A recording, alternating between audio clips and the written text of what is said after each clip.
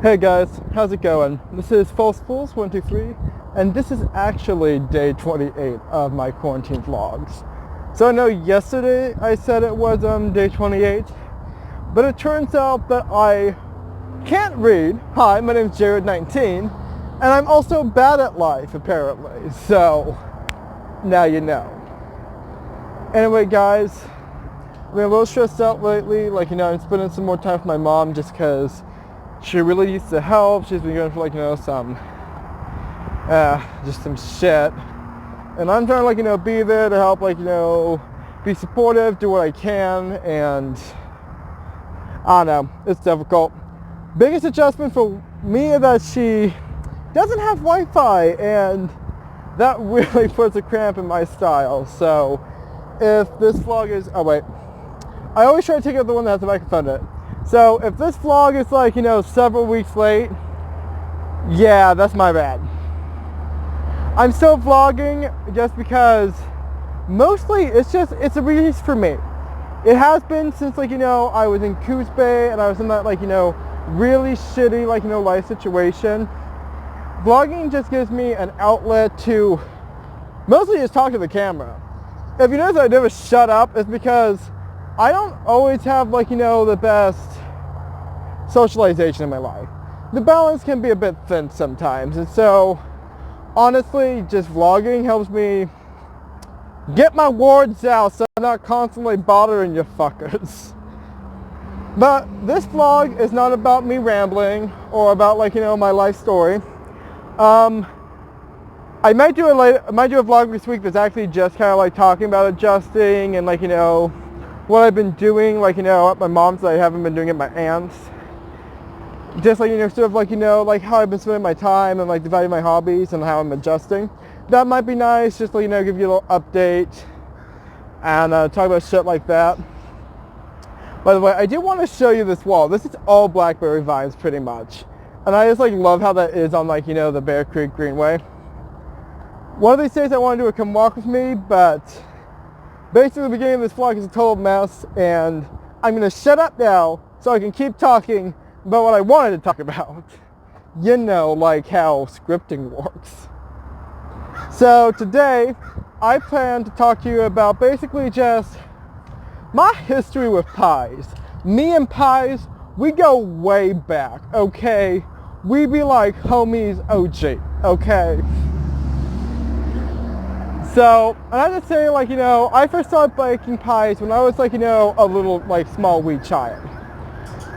Cause my grandmother, she was pie baker extraordinaire. She was real OG. And I need to keep stop saying OG, but it just keeps popping in my mouth. And so every Christmas, every Thanksgiving, whole holiday period really, she would be baking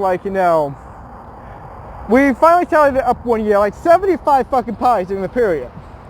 And me and my whole family, we would just be pie baking bitches during that time, walloping them out, boom, boom, boom, like a factory.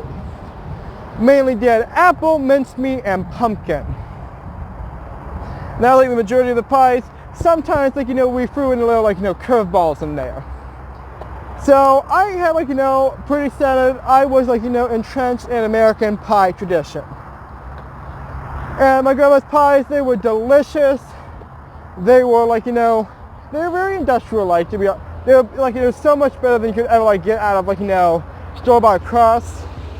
But a lot of, we used a lot of canned fillings, but we made it our own.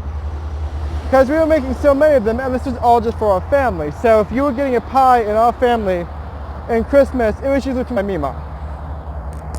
And that's one of the things that I definitely want to start up again. One of these days when I have my own restaurant, my own pie baking business, is I would love to just make a little expense account, a little petty cash that I put money into, so I can bake for my family during the holidays, because that would be nice. But that's 10-year plan. So I mentioned this on my bullion blog. Oh no, I didn't. I mentioned this on my RJ's Diner blog. Sorry, I forget all of my different stage presences.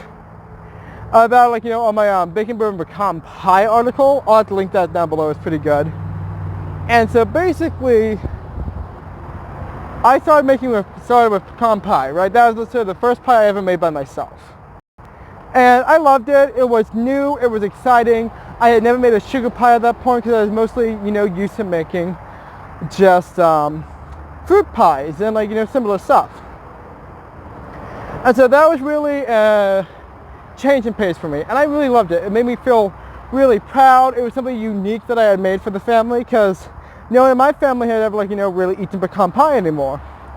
Turns out that a lot of people in my family don't like pecan pie, but I love it, so win in my book. So moving on towards and I put it down a lot of times. After my grandma passed away in 2017, I wasn't pie baking, until I think, and now that I realize it, now that I really put it into perspective, I guess I didn't really put it down for that long because I was still help. I was mostly at school or at work when we do the majority of the pie baking, but I still help pull them out of the oven or crimp it just since as a little kid. And so trying to get my thoughts together. Yeah, and so I guess it was about a year from then. Yeah, it was exactly 1 year anniversary of my grandmother's death. And so it turns midnight and I am in the dorms in the middle of my kitchenette and I burst down sobbing, just boom. My body's like, hey there, did you forget about me, you pent up grief feelings? We're back, bitches. And I'm like, great, I could totally not deal with this right now, but I had to.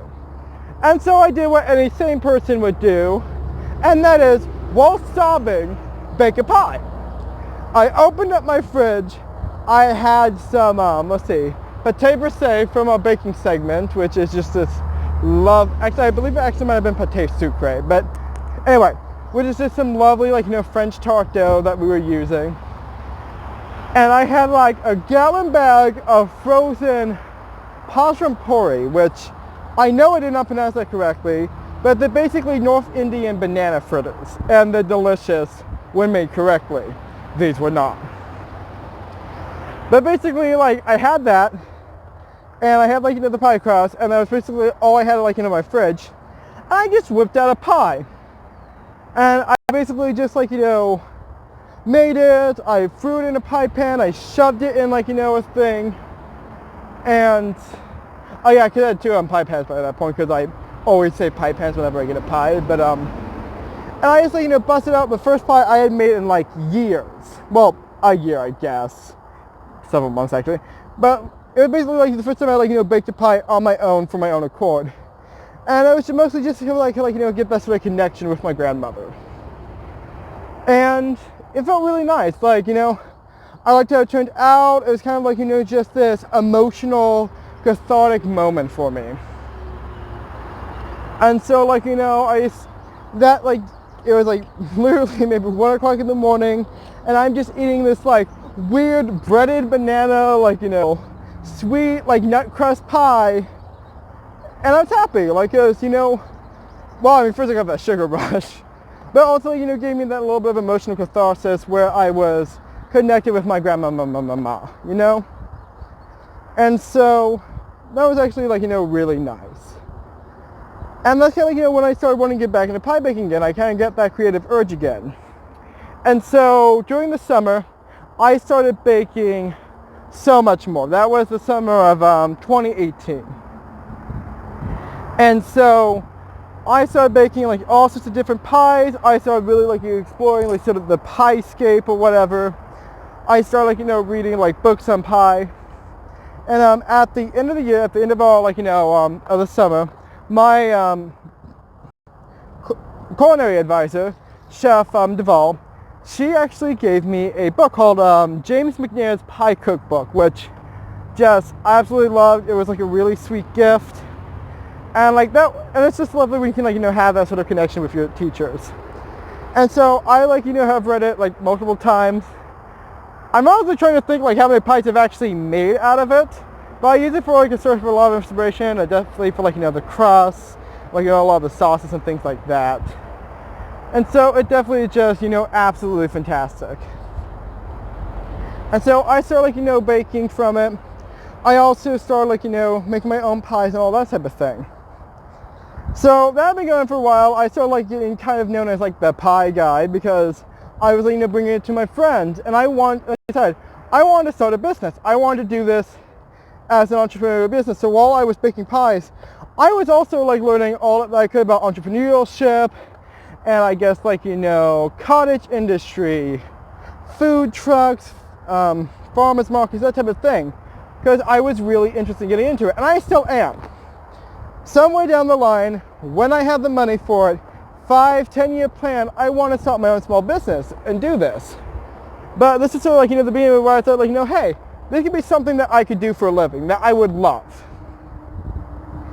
And so that's why around March of 2019, and I mentioned this on my New Year's live stream, but this is kind of like, you know, just repeating it again.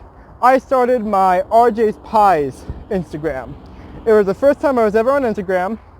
My first post was actually my only tattoo I have, which is literally the logo of, it's a picture of pie, which shows you how much I love it.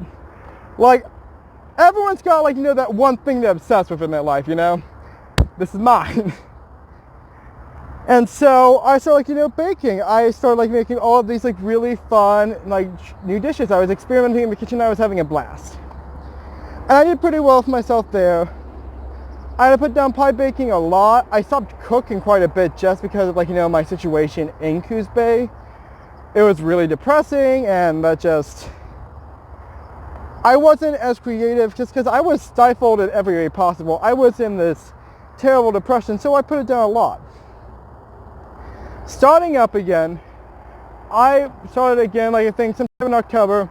I had baked a few pies just to make me feel alive again, really. And I like, you know, posted it on my Instagram, so this is mostly me just trying to have my social media posts. Hashtag content. Anyway. And so basically I started that up again. I started my RJ's Diner blog, which I want to do like, you know, so much more than just pies on it, but I started out with like, you know, baking a pie. That was October 31st. I posted my first article, which was my Samhain pie. And it's just like, you know, a little tongue-in-cheek, cutesy Halloween-themed apple pie. And I had worked so hard on it, and it came out pretty good. I like to think it did.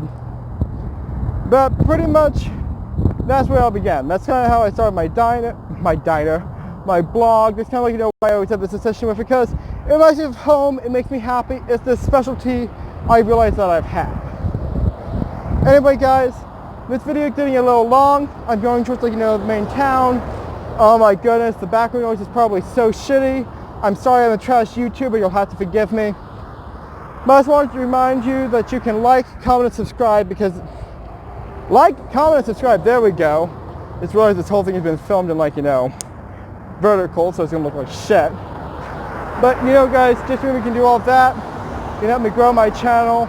And as always, this is False Bulls 123, and I'm signing off.